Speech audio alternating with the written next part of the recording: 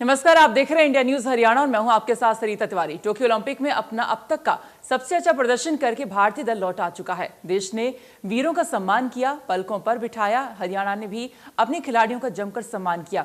इनाम की राशि भी दे दी गई है और नौकरी के ऑफर लेटर भी। लेकिन टोक्यो जाने और वहां रहने के लिए जो प्रबंधन का पक्ष था, उस पर शायद ही किसी का ध्यान गया हो।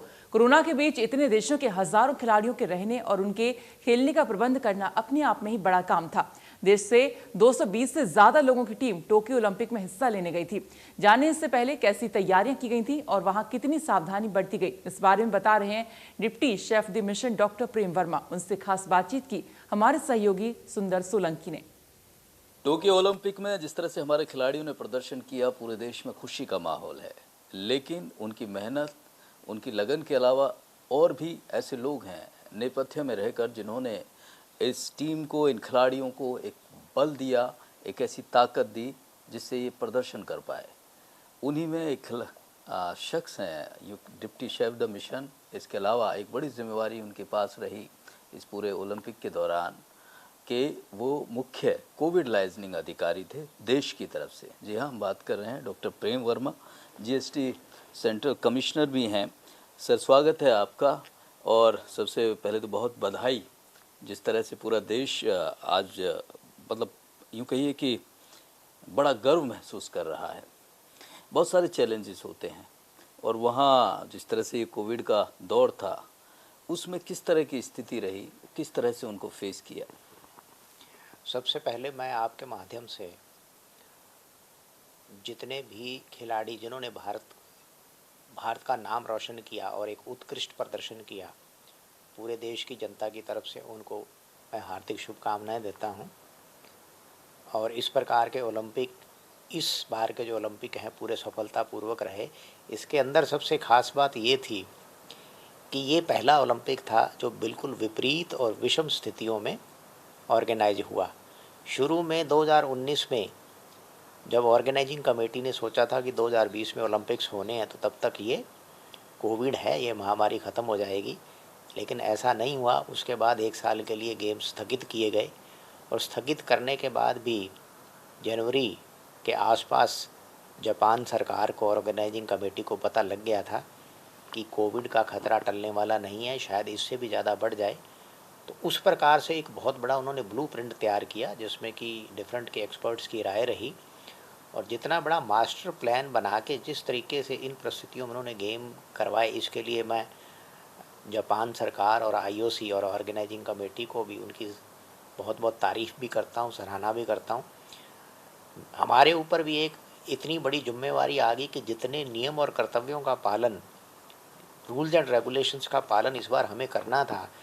एक प्रकार से ऐसा लग रहा था कि इतनी तैयारी तो सिविल सर्विस के एग्ज़ाम के लिए भी लोग नहीं करते। उसमें सबसे पहले इन्होंने मार्च के अंदर अपना वेब पोर्टल लॉन्च किया, एक इन्फेक्शन कंट्रोल साइट लॉन्च की और बहुत सी कंडीशंस लगाई गई। उन कंडीशंस के तहत सबसे पहले तो ये सिस्टम बनाया गया कि जो खिलाड़ी या जो भी ऑफिशियल ओलंपिक के अंदर प्रतिभागी होगा, उसको डेस्टिनेशंस अप्रूव करके देगी उनकी सरकार और ऑर्गेनाइजिंग कमेटी। उन्हीं जगहों पे आप जा सकते हो, उसके सिवाय आप कहीं भी जा नहीं सकते, ताकि लोकल वहाँ की जनता के साथ आपका कोई इंटरेक्शन नहीं है।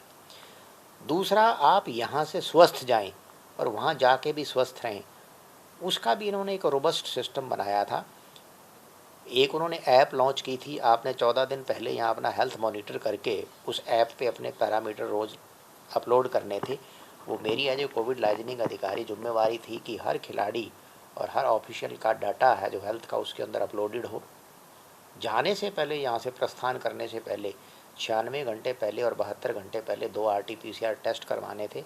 उनकी नेगेटिव रिपोर्ट आपको पहले यहाँ अपलोड करनी थी, जो कि उनकी सरकार के पास पहले इमिग्रेशन में चली जाए। उसके सिवाय आपके साथ और बहुत कंडीशन थी कि आपने कॉन्टैक्ट ट्रेसिंग ऐप डाउनलोड करनी है, आपका GPS डाटा ऑन रहना चाहिए। वहाँ पे एयरपोर्ट पे जाने के बाद भी एक स्टैंडर्ड SOP था, उनका स्टैंडर्ड ऑपरेटिंग प्रोटोकॉल था कि आप जाओगे, पहले आप हेल्थ रिपोर्टिंग ऐप दिखाओगे, अपने हेल्थ के पैरामीटर दिखाओगे। उसके बाद आपको जब वो एक क्लीन चिट देंगे, तो उसके बाद आपका सैंपल लिया जाएगा एयरपोर्ट के ऊपर ही। सैंपल लेने के बाद फिर आपको वेटिंग एरिया में बिठाया जाता है। जब आपकी सैंपल रिपोर्ट नेगेटिव आती है तो उसके बाद आपको इमिग्रेशन की तरफ प्रस्थान करने के लिए बोला जाता है। इमिग्रेशन से निकलने के बाद फिर आपको ट्रांसपोर्ट एरिया में जाने के बाद विलेज तक उन्होंने पहुंचाना है। उसके अंदर भी आप कहीं लोकल किसी से मिक्स ना हो, किसी दूसरे देश के किसी खिलाड़ी या उससे मिक्स ना हो जाएं, ताकि कोविड का किसी प्रकार का खतरा बने। ये हमारा डिपार्चर से पहले का और डिपार्चर का ये रहा। वहाँ जाने के बाद एक सबसे बड़ी जिम्मेवारी थी कि भारत को उन्होंने श्रेणी 1 में डाला। श्रेणी 1 का मतलब था कि 7 देश ऐसे थे जहाँ डेल्टा वेरिएंट का प्रकोप था, उनको उन्होंने श्रेणी 1 में डाल के अलग से कर दिया और बोला गया कि जब 3 दिन के लिए आपका क्वारंटीन रहेगा वहाँ जाने के बाद, और श्रेणी 1 वाले देश से जितने भी खिलाड़ी और अधिकारी जाएंगे रोज़ उनका टेस्ट होगा। सलाइवा एंटीजन टेस्ट होता था। हमारी जिम्मेवारी थी सुबह 6 और 8 बजे के बीच हर खिलाड़ी और हर अधिकारी का सैंपल हमें कलेक्ट करना है उसके कमरे से। सिस्टेमेटिकली हमारी वहाँ वॉलंटियर्स ने बड़ी मदद की, हम उनके सैंपल कलेक्ट करते थे। समय पूर्वक विलेज के अंदर ही, ओलंपिक विलेज के अंदर जो लेबोरेटरी थी उसमें जमा करवाते थे। उसके रिजल्ट के आधार पर ही उस खिलाड़ी या अधिकारी को अपने वेन्यू तक जाने दिया जाता था। मुझे ये बात कहते हुए बड़ी खुशी है कि परमात्मा की हमारे ऊपर इतनी कृपा रही और हमारा सिस्टम इतना रोबस्ट रहा और हमारे खिलाड़ियों और अधिकारियों का भी इतना अनुशासन रहा कि हमारी टीम के अंदर एक भी खिलाड़ी का सैंपल 228 लोगों में कभी शुरू से लेके आखिर तक 27-28 दिन में पॉजिटिव नहीं आया। टेंशन फ्री, रिलैक्स बड़ी चीज, उस माहौल में खेले। ये बड़ी चीज है। देखिए कितनी बड़ी जिम्मेवारी थी कि अगर कोविड पॉजिटिव आ जाता है और खिलाड़ी फाइनल की तरफ बढ़ रहा है और किसी भी तरह, तो वो प्रतियोगिता से बाहर हो सकता था। ये कितनी बड़ी जिम्मेवारी से इस चीज़ को निभाया आपने। अगर सर बात करें जिस तरह से एन वक्त पर इस तरह के भी मौके आए, चाहे वो विनेश फोगाट का मामला रहा या फिर अदिति का मामला रहा, उसमें बड़ा आप लोगों ने प्रशासनिक तौर पे जो रोल निभाया, उसके बारे में भी हमारे दर्शकों को बताएं। हमारे सामने कुछ बीच में कुछ ऐसी प्रकार की अप्रत्याशित परिस्थितियां भी हुई जो हमारे लिए बहुत बड़ा चैलेंजिंग काम था। 13 जुलाई को माल्टा से ट्रेनिंग कर रही हमारी सेलिंग की टीम को टोक्यो ओलंपिक 13 तारीख की उनकी फ़्लाइट थी। हमें 12 तारीख को पता चलता है कि उनके एक्रेडिटेशन कार्ड जो यहाँ से DHL या किसी दूसरे कुरियर के थ्रू गए थे उनको मिले ही नहीं। अब उनकी फ़्लाइट है, उनको समय अनुसार पहुँचना भी है। तो हमने रातों रात टोक्यो ऑर्गेनाइजिंग कमेटी से टाई अप करना, उनकी गवर्नमेंट से टाई अप करके उनको अथॉरिटी लेटर दिलवाए। अथॉरिटी लेटर्स के दम पर उनका वहाँ टोक्यो ओलंपिक में वहाँ एयरपोर्ट पर उनका प्रवेश करवाया गया। तो जब सारी रात हमने मेहनत करके और मेल्स का आदान प्रदान करके जब उनकी अनुमति आई तो हमें बड़ी खुशी हुई। और हमें ये भी पता चल गया कि अगर मान लो किसी का एक्रेडिटेशन कार्ड नहीं पहुँचता या गुम हो जाता है तो हम इस तरीके से उसको करवा सकते हैं। बीच में फिर इसी प्रकार से खबर मिली कि विनेश फोगाट हंगरी में ट्रेनिंग कर रही थी, तो इसको जब पहुंचना था टोक्यो तो इसको फ्रैंकफर्ट से फ़्लाइट पकड़नी थी। तो फ्रैंकफर्ट में जब फ़्लाइट पकड़ने के लिए गई अंतर्राष्ट्रीय, तो उन्होंने बोला जी आप 91 डेज़ का स्टे कर चुके हो और शेनेगन एरिया में 90 दिन को आपका रुकना अलाउड है। तो नियमानुसार इन्होंने वहाँ रोक लिया। तो जो भी उनके देश के आवर्जन के नियम है, कार्रवाई भी करते हैं वो। तो उसमें बड़ी एक असमंजस की स्थिति पैदा हो गई कि विनेश फोगाट हमारी पर्सपेक्टिव बहुत ही अच्छी खिलाड़ी और मेडल थी। तो भारतीय जो मिशन है, जो इंडियन एम्बेसी है, उसके अधिकारी वहाँ पहुँचे। उन्होंने वहाँ उनसे टाई अप करके सबसे पहले उस इशू को सॉल्व किया। एयरपोर्ट के अंदर ही इसको 5 स्टार होटल में या जो भी होटल था रुकवाया गया। फिर वहाँ दोबारा, क्योंकि टेस्ट की डेट टाइम निकल गया, दोबारा टेस्ट करवाया। उसके बाद जापान सरकार से और ऑर्गेनाइजिंग कमेटी से इसका नया जो शेड्यूल ऑफ अराइवल था, नया एक्टिविटी प्लान था, उसका अप्रूवल करवाया। और जब फिर ये बिल्कुल उन परिस्थितियों के थ्रू निकलते हुए अपने समय के अनुसार वहाँ पहुँची टोक्यो, तो हमें बड़ी खुशी हुई। इसी प्रकार से वहाँ पे गोल्फ के अंदर किसी एक खिलाड़ी के कोविड पॉजिटिव होने के कारण आदित्य अशोक को एंट्री मिली टेक्निकल तरीके पे। जब उसको एंट्री मिले तो आदित्य की तो पहले एंट्री नहीं थी, अब उसको एंट्री मिली। तो उसके लिए हमें जब 72 आवर 96 आवर्स पहले पता चल रहा है कि आपके एक नए खिलाड़ी को ओलंपिक में प्रवेश मिल चुका है, अब हम तो उसके लिए तैयार नहीं थे। अब उसकी सारे नियम कानूनों का आपको पालन करवाना है। तो इसी प्रकार से उसने हमने सरकार से मंजूरी, उसके जितने भी नियम कायदे, एक्टिविटी प्लान और डेस्टिनेशन अप्रूव करवाए गए, अथॉरिटी लेटर लिए गए, उसके टेस्ट करवा के उनको अपलोड किया गया।